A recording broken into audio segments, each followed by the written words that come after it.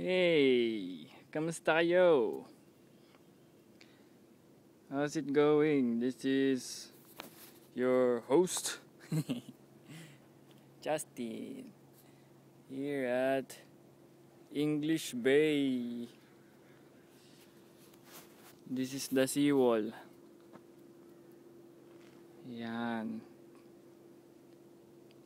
The seawall surrounding Stanley Park.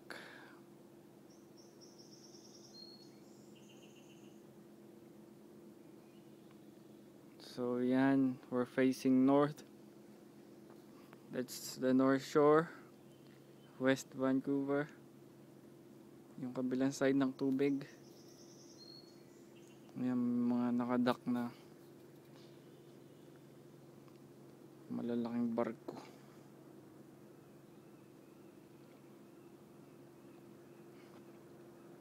Naghihintay ng cargo.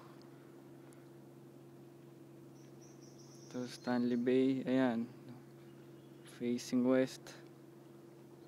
Ito north, west.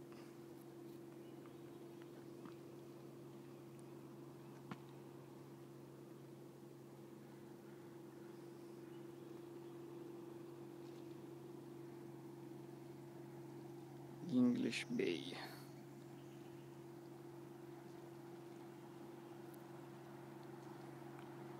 Right now it's 6:30 a.m. Ayan, we're facing south na. Yun ang downtown.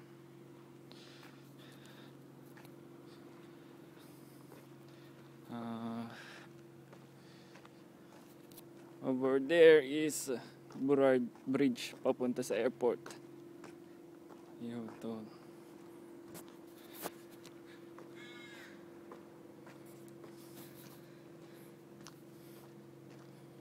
Lakad tayo.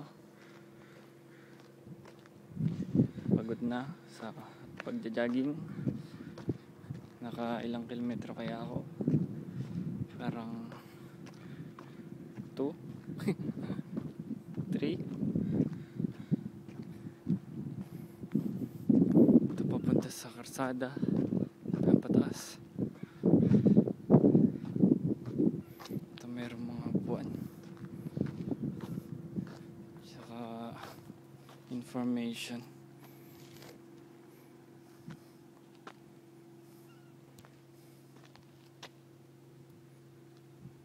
Attracting a feathery crowd. Oh, maraming ang ibon dito. The vital habitat of Stanley Park's shoreline is like a grocery store for waterfowl such as seabirds, ducks, and gulls.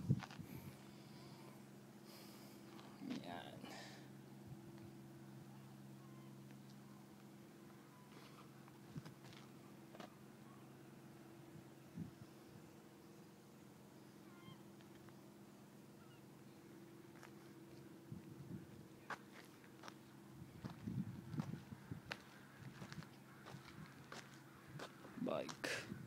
Bike rack.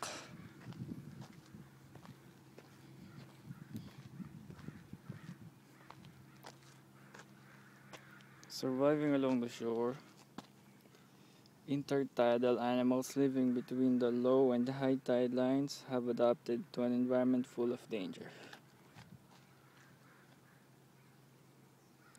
Seashore crab, blue mussels, and pinag-aaralan nila ochre sea star, barnacles.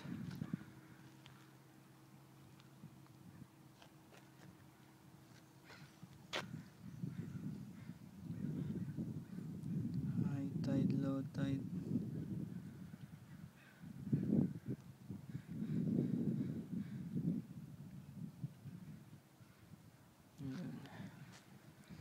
Okay, lakad pa tayo. Maraming bato. Ano ba? Low tide? Low tide.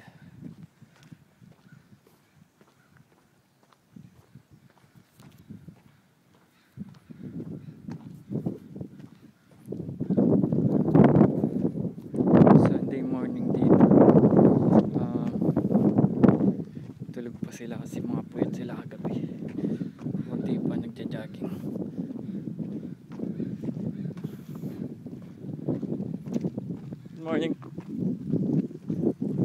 Naka-headset, hindi ako narinig.